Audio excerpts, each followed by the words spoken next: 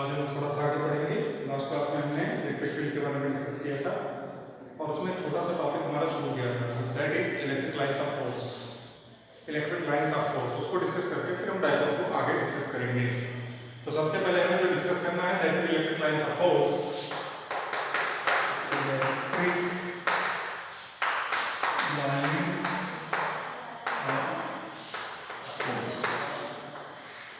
अच्छा, lines of force electric भी होता है, लाइंस ऑफ फोर्स मैग्नेटिक भी होता है। जब मैग्नेटिज्म हम पढ़ेंगे तो उसमें मैग्नेटिक लाइंस ऑफ फोर्स भी पढ़ेंगे। तो ये जो लाइन ऑफ फोर्स है, लाइंस ऑफ फोर्स है, ये इसकी जो डिस्कवरी हुई थी, इसकी डिस्कवरी माइकल फैराडे साहब ने की थी। आप लोगों ने पढ़ा होगा माइकल फैराडे के बारे में, ग्रेट साइंटिस्ट माइकल फैराडे ने इसकी डिस्कवरी करी थी, लाइन ऑफ फोर्सेस की। क्योंकि हमें इलेक्ट्रिक लाइंस ऑफ फोर्सेस पढ़ना है तो इसके बारे में समझिए क्या है electric lines of forces. Actual electric lines of forces, these are the imaginary curves. Electric lines of forces are imaginary curves which are used to visualize the electric field. Any field, किसी भी field को represent करने के लिए हम lines of forces का use करते हैं। ओके, लाइंस ऑफ फोर्सेस क्या हैं? These are the imaginary curves. ये जस्ट काल्पनिक कर्व्स हैं, इमेजिनरी, जिनका यूज करते हैं किसी भी इलेक्ट्रिक फील्ड को विजुलाइज करने के लिए, देखने के लिए, रिप्रेजेंट करने के लिए। ओके, नाउ अब इलेक्ट्रिक लाइंस ऑफ फोर्सेस क्या है? सबसे पहले लाइंस ऑफ फोर्सेस क्या है? Line of force, lines of forces are imaginary curves used to visualize any field. किसी भी फील्ड को विजुलाइज करने के काम में यूज किया जाता है, किसको? लाइंस ऑफ फोर्सेस को। ओके, हमको यहाँ पढ़ना है electric lines of forces. Okay, तो इलेक्ट्रिक लाइंस ऑफ फोर्सेस क्या है उसके बारे में समझिए थोड़ा सा। ओके, ये तो हमने लाइंस ऑफ फोर्सेस बताया। Electric lines of forces are, these are the imaginary continuous curves starting from positive charge and ends at negative charge. कहने का मतलब ये है कि इलेक्ट्रिक लाइंस ऑफ फोर्सेस वो इमेजिनरी कंटिन्यूअस कर्व्स है जो कि पॉजिटिव चार्ज से पॉजिटिव चार्ज से शुरू होंगी और नेगेटिव चार्ज पर आके खत्म हो जाएंगी। Okay, these are the imaginary continuous curves starting from positive charge and ends at negative charge. From positive to negative हमेशा इस चीज को याद रखिए, प्लस से शुरू होगा और माइनस पे आके एक और खत्म हो जाएगा। ओके, तो इसके बारे में इसकी डेफिनेशन लिखते हैं इलेक्ट्रिक लाइंस ऑफ फोर्स की।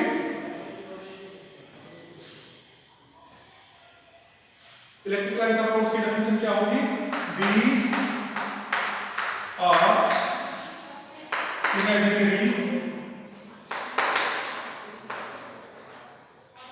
Continuous curves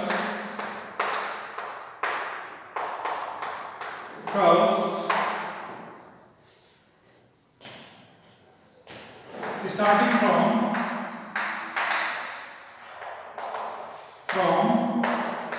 positive charge and ends at negative charge। शुरू कहां से होता है? पॉजिटिव चार्ज से, खत्म कहां होता है? Negative charge. Is that clear? Okay, anybody have any doubt? I think no doubt. Okay, these are imaginary continuous curves starting from positive charge and ends at negative charge। कुछ इस तरह से मान लीजिए हमारे पास प्लस चार्ज है, ये हमारे पास माइनस चार्ज है, ये कैसे निकलेगा? ऐसे ऐसे ऐसे, एरो देखो इसकी डायरेक्शन की, ठीक है, समझ में आया? अब इस तरह पर अगर हम टेंजेंट ड्रॉ करें, इसके आगे डेफिनेशन को भी कंप्लीट करनी है। ओके, इस तरह से प्लस से निकलेगा माइनस पे खत्म, प्लस से निकलेगा माइनस पे खत्म, प्लस से निकलेगा माइनस पे एंड हो जाएगा, टर्मिनेट हो जाएगा। ठीक है, continuous imaginary continuous curves starts from positive charge terminate at negative charge. Okay, और इसके डेफिनेशन कंप्लीट करते हैं। The tangent at any point on field lines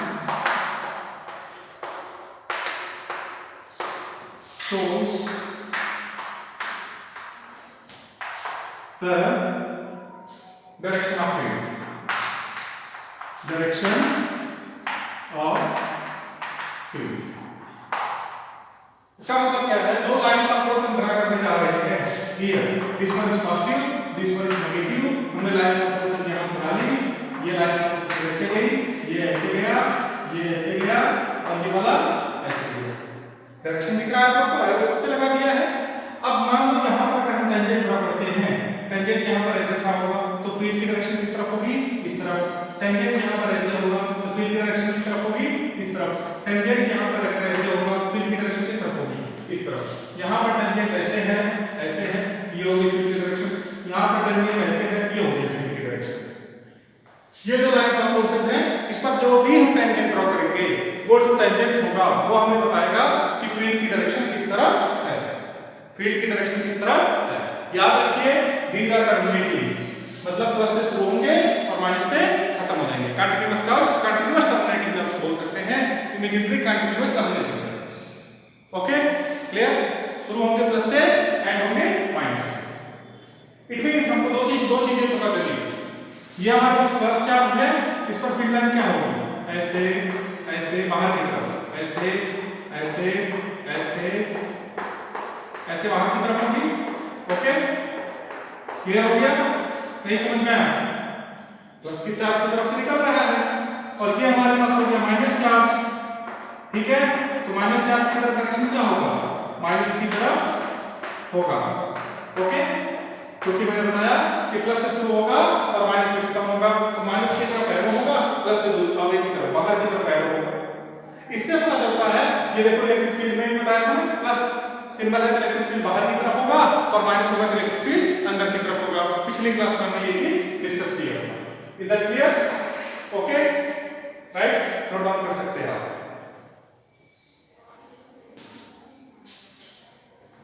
आइए आगे देखते हैं।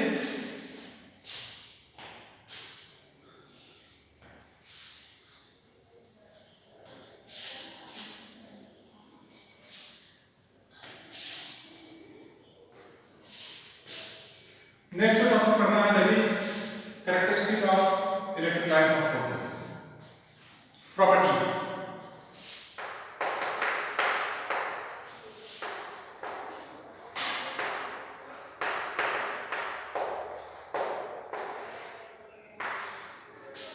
इलेक्ट्रिक लाइंस ऑफ फोर्सेस, इसकी अपनी कुछ प्रॉपर्टी है।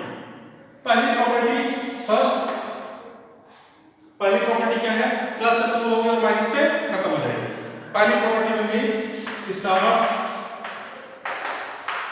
From positive terminated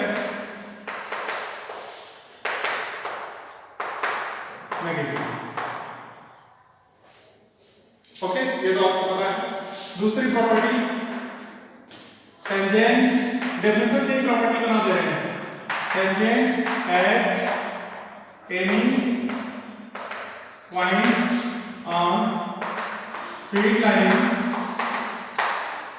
shows direction of field, direction of field, field की डायरेक्शन को शो करता है।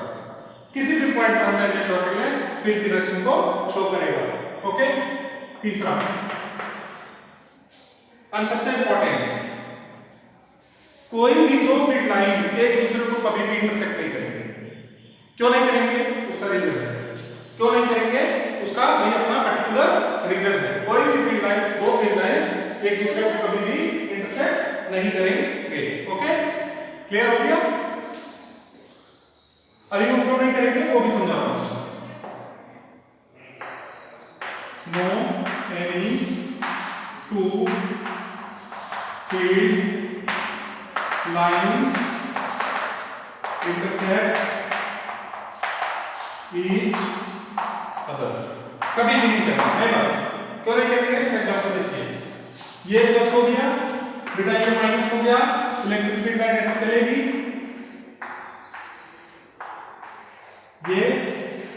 ये ठीक है। अब मान लो यहां पर हमने टेंजेंट ड्रॉ किया, तो ये क्या हो गया, इलेक्ट्रिक फील्ड की डायरेक्शन, राइट? यही होता है ना।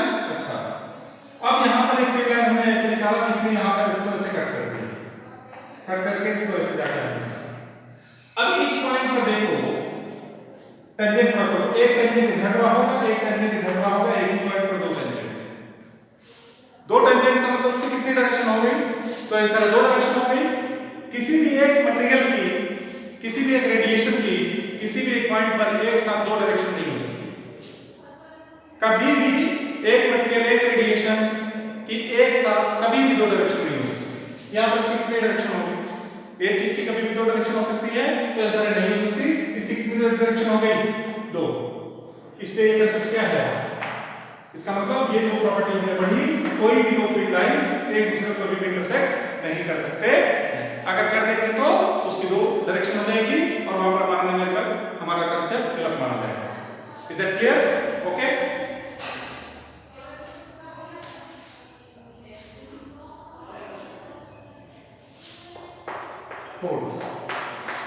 denser field lines shows stronger electric field. Field line जितनी ज्यादा डेंस होगी, फील्ड लाइन जितनी ज्यादा डेंस होगी, इलेक्ट्रिक फील्ड उतना स्ट्रांग होगा। Rare field lines, rarer field lines shows weaker electric field। जो रेयर फील्ड लाइंस होगी जहां पर वहां पर वीकर इलेक्ट्रिक फील्ड होगा। डायग्राम से देखिए, ये प्लस चार्ज है और ये बेटा माइनस चार्ज है, यहां से इलेक्ट्रिक फील्ड लाइंस निकल रही है।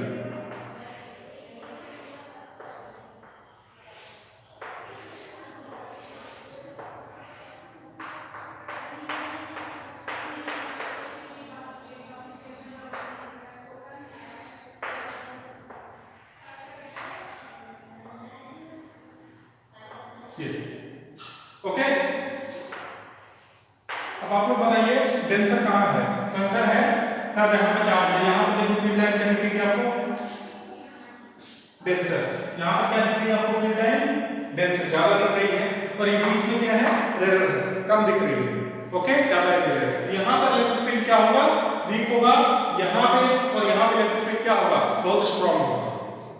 वही प्रॉपर्टी मैंने यहां पे लिखी है कि denser field line shows stronger electric field, weaker field line shows, the rarer field line shows weaker electric field.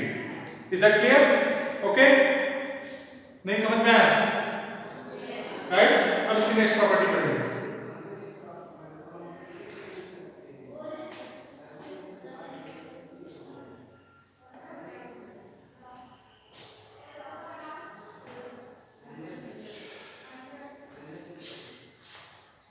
Fourth class approximate fifth.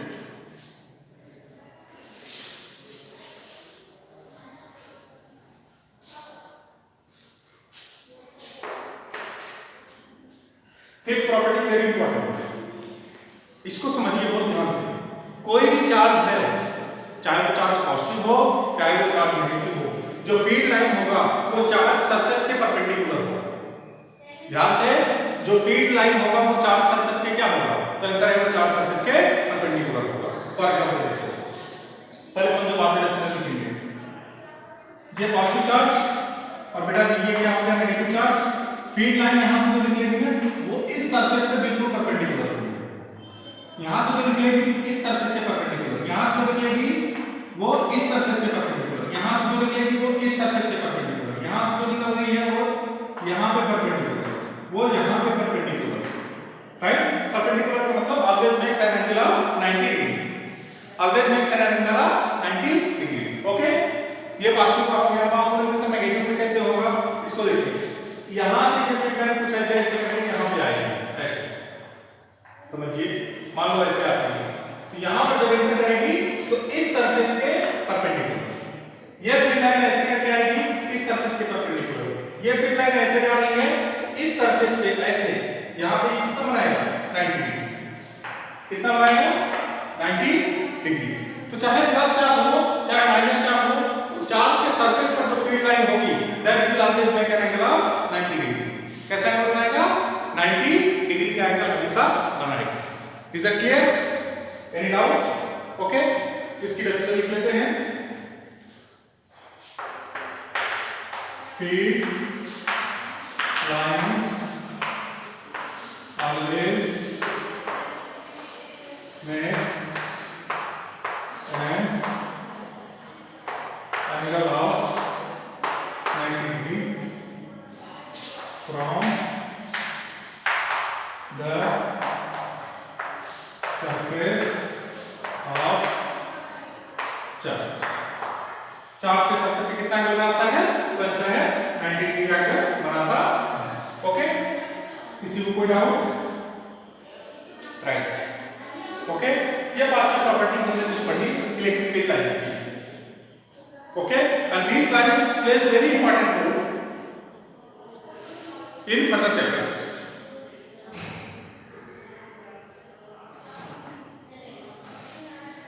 Okay, now we are going to discuss electric dipole.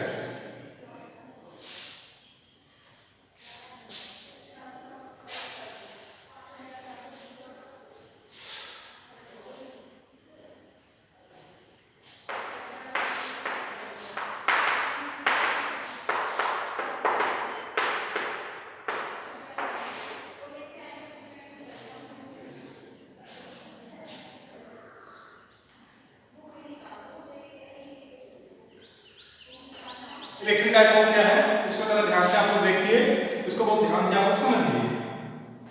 Last class में बताया था electric dipole is a combination of two equivalent opposite charges kept at a fixed distance. ये बताया था। This one is minus q, this one is plus q, दोनों के बीच की distance मैंने क्या बताया था? हमेशा क्या लेना है? 2l। इसको समझाया था। ये क्या हो गया? Electric dipole. और बताया था इसका डायपोल मोमेंट कितना होता है?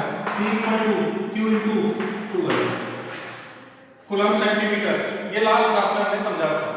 ओके, नाउ अब आज हम पढ़ेंगे electric field due to electric dipole. ये जो इलेक्ट्रिक फील्ड जनरेट होगा इलेक्ट्रिक डायपोल के कारण, वो कितना इलेक्ट्रिक फील्ड जनरेट होगा, इसको हमें समझना है। Okay,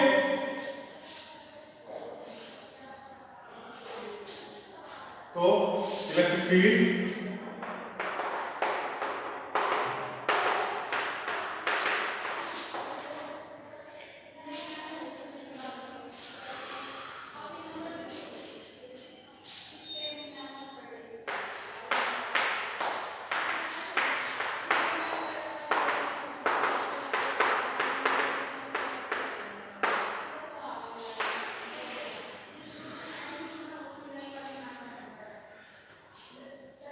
electric field due to electric dipole. इसको जरा ध्यान से देखिए।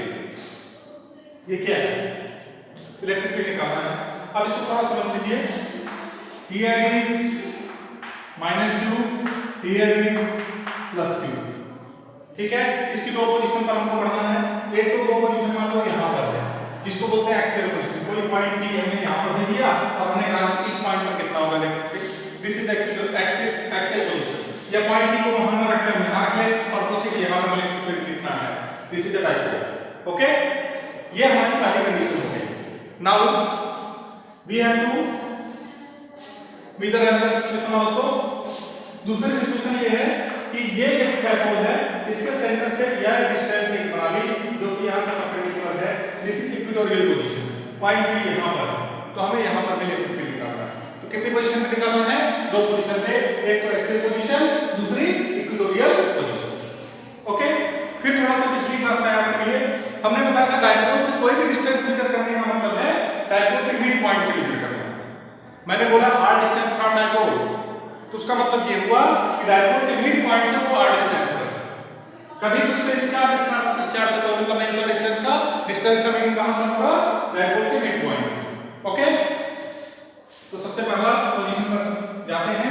First position is known as axial position.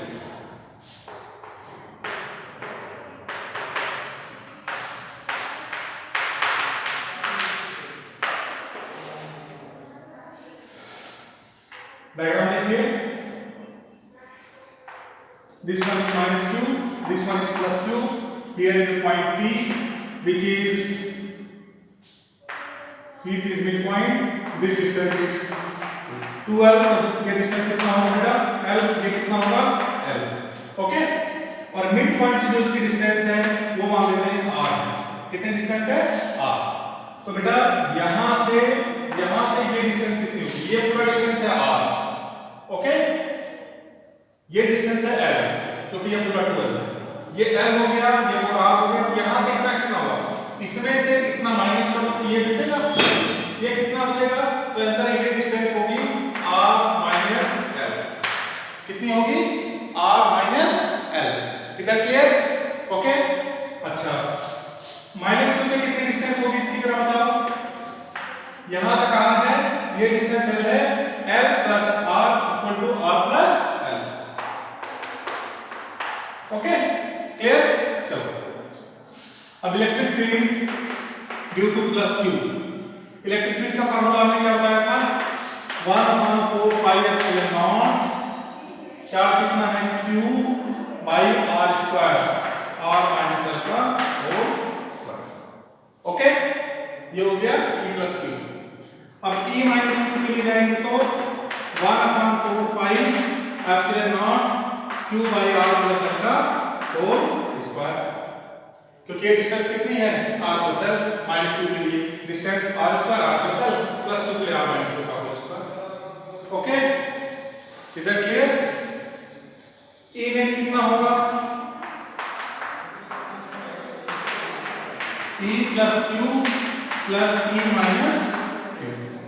Okay? Now 1/4 pi epsilon not q by r minus l का whole square plus 1/4 pi epsilon not q by r plus l का whole square. Okay? 1/4 pi epsilon naught common ले लो, ठीक है, into q भी common ले लो. बचेगा क्या हमारे पास? क्या बचेगा? r माइनस l का whole square, r plus l का होल स्क्वायर नीचे. ओके? ठीक है? अब एक चीज देखो, ये e माइनस q है, तो यहां पर क्या करना पड़ेगा? Minus q. ओके? ये क्या बचा? 1/r माइनस l का whole square minus 1/r plus l का होल स्क्वायर. ओके? क्लियर हो गया? इसके बाद यहां पर देखिए e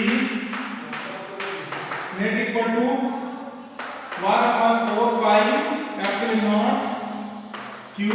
ये हो जाएगा पोटेंशियल लेकर सॉल्व करेंगे तो r प्लस l का whole square minus r minus l का whole square upon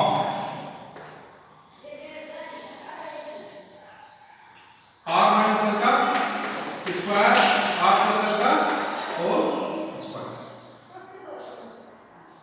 okay? Any doubt? Right? इसको थोड़ा सॉल्व कर लेते हैं.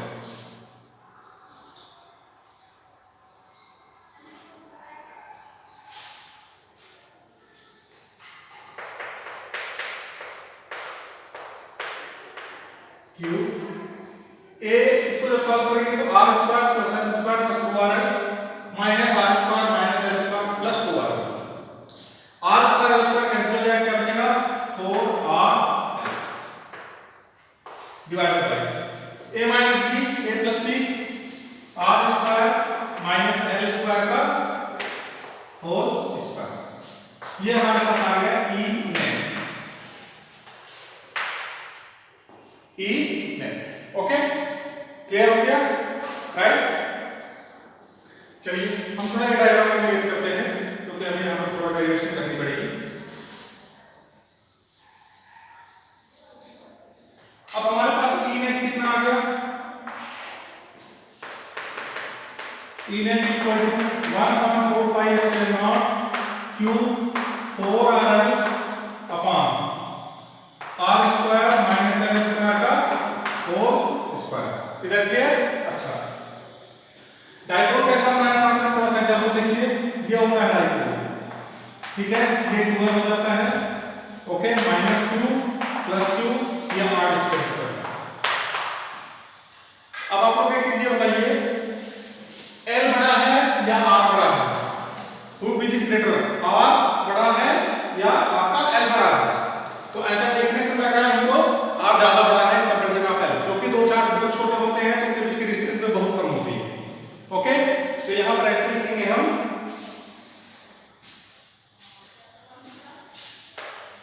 Are is very greater than L, तो एल को क्या करेंगे, निग्लेक्ट, सो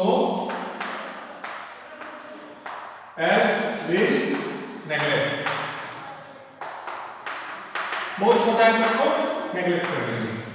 तो ई नेट हमारे पास कितना आ गया, 1/4πε0 q 4r l अपॉन ये l स्क्वायर कैंसिल आउट हो गया और छोटा होगा, बचा के r स्क्वायर का स्क्वायर r की पावर 4, यहां हो जाएगा q e net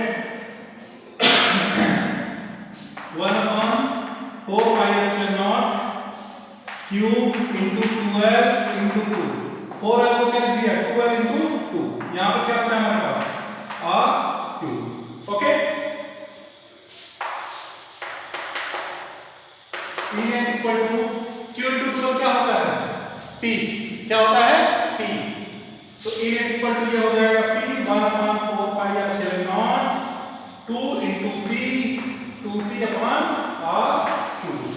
okay, so q into 2l, q into 2l that is equal to p, dipole moment होता है p, तो q into 2l को क्या लिख दिया हमने p, और आगे ये 2 था 2p, नीचे क्या बचा था r क्यूब, उसको एडिशन लिख दिया।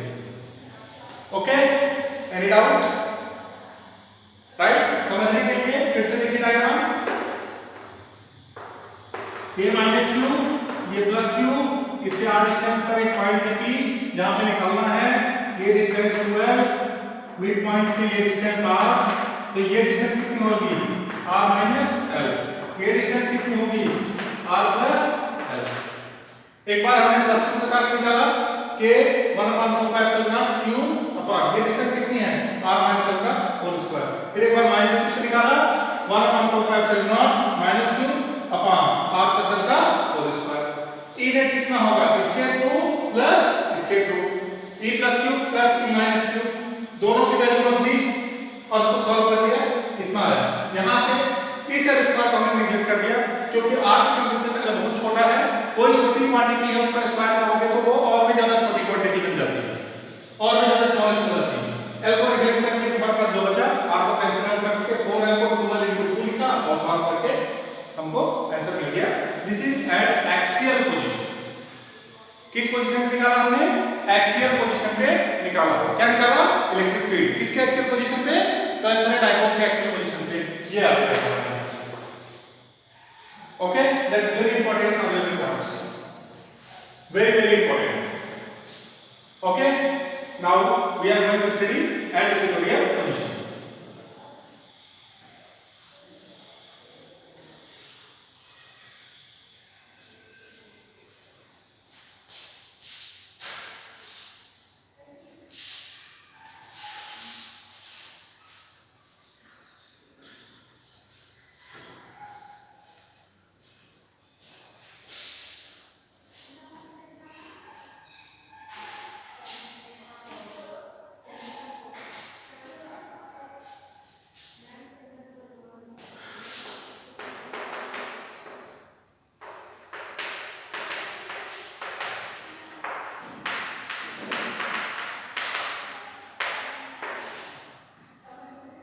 एट इक्वेटोरियल पोजीशन,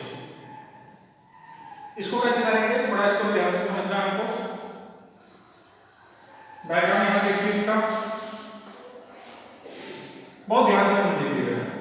ये है माइनस q, ये है प्लस q, ये इसका मिड पॉइंट है, ये डिस्टेंस टोटल कितना है 12, ये कितना होगा बेटा जी l, ये कितना होगा l, ये रहा point p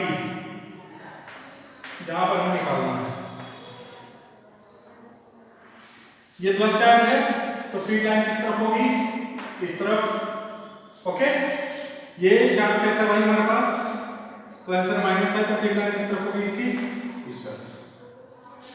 is that clear, anybody have any doubt? किसी को कोई डाउट? आंसर है नहीं। चलो सॉल्व करते हैं। तो मान लो ये L, ये कितना L, इसके मिड पॉइंट से कितने डिस्टेंस पर है? तो हम बोल सकते हैं कि ये इससे r डिस्टेंस पर है।